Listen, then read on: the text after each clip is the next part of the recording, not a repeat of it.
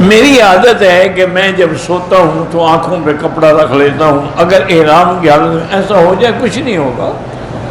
سر پہ کپڑا رکھنا منع ہے, آنکھوں پہ رکھنا منع تو نہیں ہے, لیکن اس انداز میں نہ رکھیں کہ وہ سر پہ بھی آ جائے. اگر احرام کی حالت میں چوٹ لگ جائے تو اس پہ دوائی یا مرہم بالکل لگا سکتے ہیں. نفلی طواف کرتے ہوئے ہم حتیم میں داخل ہو گئے, وہاں ہم نے نفل بھی پڑھے اور کعبے کے غلاف کو دعا بھی کیا. آپ کا وہ طواف نہیں ہوا, فاسد ہو گیا, دوبارہ اس طواف کے بدلے میں طواف کر.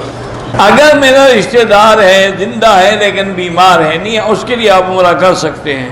جو زندہ معذور ہیں ان کے لیے عمرہ کر سکتے ہیں. میرا بھائی, جب امام سلام مکمل مسئلے کو سمجھا کریں خدا کے لیے.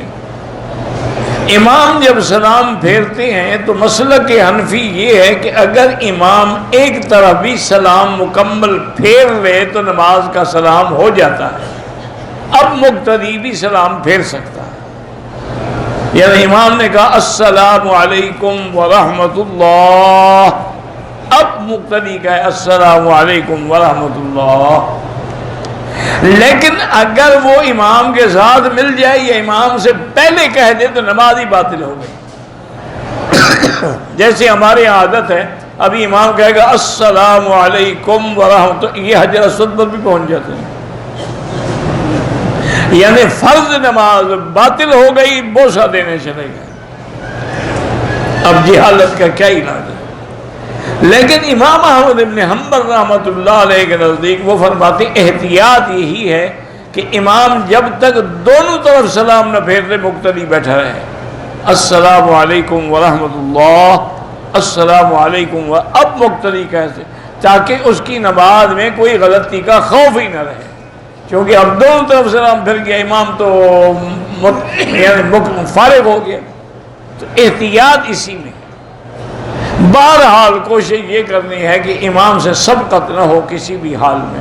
بینک میں کرنٹ اکاؤنٹ کھلوائیں تو وہ جائز ہے, کیونکہ آج کل پیسہ محفوظ نہیں, آدمی کے گھر میں پیسے تو نہیں رکھ سکتا, ڈاکے کا ڈر ہے, تو بینکوں میں رکھے لیکن کرنٹ اکاؤنٹ میں سیونگ اکاؤنٹ نہ ہو.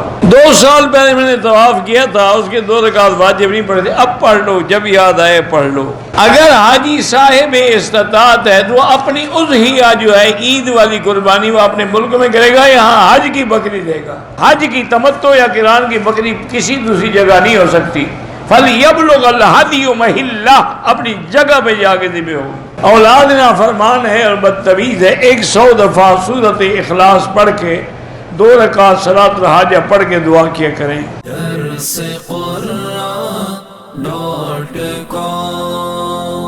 www.darsequran.com